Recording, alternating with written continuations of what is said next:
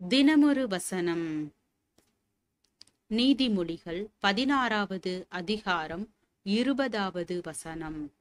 விவேகத்துடன் காரியத்தை நடப்பிக்கிறவன் நன்மை பெறுவான். கர்த்தரை நம்புகிறவன் பாக்கியவான். ஒரு நாள் ஒரு பூங்காவில் உட்கார்ந்து ஒரு புத்தகத்தை படித்துக் கொண்டிருந்தேன். கொஞ்ச தூரத்தில் சில மாணவர்கள் கிரிக்கெட் விளையாடிக் கொண்டிருந்தார்கள். திடீரென்று அவர்கள் அடித்த ஒரு பந்து என் முதுகில் வந்து விழுந்தது. உடனே ஒரு மாணவன் தன்னுடைய வருத்தத்தை வெளிப்படுத்தும் விதமாக சாரி என்று சொல்லி பந்தினால் படிந்த தூசியை அவசரமாக தன் கைகளினால் தட்டிவிட்டான். ஆனால் கிரிக்கெட் பந்தினால் படிந்த தூசியை விட அவனுடைய வேர்வை படிந்த கையின் அழுக்கு அதிகமாக சட்டையில் படிந்து சட்டையை உடனே போய் மாற்ற வேண்டிய நிலை வந்தது. அவனுடைய நோக்கம் நல்லதுதான். ஆனாலும் அவசரமான செயலால் அதிக சங்கடம் ஏற்பட்டது. வாழ்க்கையிலும் சில நேரங்களில் இது போன்ற செயலால் நிலைமை மேலும் மோசமடைந்து விடுகிறது.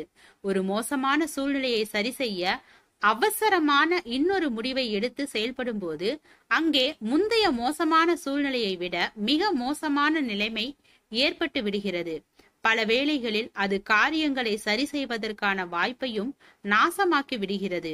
தேவனுடைய பெட்டியை எருசலேமுக்கு கொண்டு வந்த போது மாடுகள் மிரண்டு பெட்டி கீழே விழுகின்ற நிலைமை ஏற்பட்டது.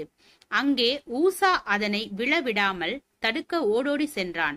அந்த உணர்வு நல்லது. ஆயினும் தேவனுடைய பெட்டி சம்பந்தமான தேவ நியமங்களை நினைத்து அதற்கேற்ப செயல்பட மறந்ததால் அங்கு ஊசா உயிரிழக்க நேரிட்டது. விரைந்து செயல்பட வேண்டியதும் விரைவான முடிவுகளை எடுக்க வேண்டியதும் சில நேரங்களில் அவசியமானதுதான். அங்கே வேலையில் விரைந்து எடுக்கும் முடிவுகளின் தன்மைகளை குறித்த சரியான பார்வையும் நிதானிப்பும் மிக மிக முக்கியம். பெலிஸ்தியர்கள் முறியடித்து விடுவார்கள் என்று பயந்த சவுல் அவசரமாக தேவனுக்கு தானே பலியிட்டான். அது அவனுடைய தோல்விக்கு முதல் படியாக மாறியது. எப்படியாவது வெற்றியை பெற வேண்டும் என்று விரும்பிய எப்தா அவசரமாக பின் விளைவுகளை யோசனை செய்யாமல் ஒரு பொருத்தனை செய்தான். அது அவனுடைய ஒரே மகளை பலி வாங்கியது. தேவனுடைய பிள்ளைகள் நிதானத்தை இழக்க கூடாது. பிரச்சனைகள் பயங்கரமாக இருந்தாலும் கொஞ்சம் பொறுமையுடன் தேவ சமூகத்தில் அதற்குரிய சரியான தீர்வுகளை பெற முன்வர வேண்டும். ஜெபம்.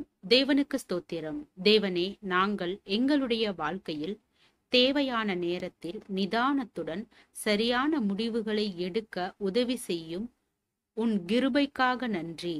ஆமீன்.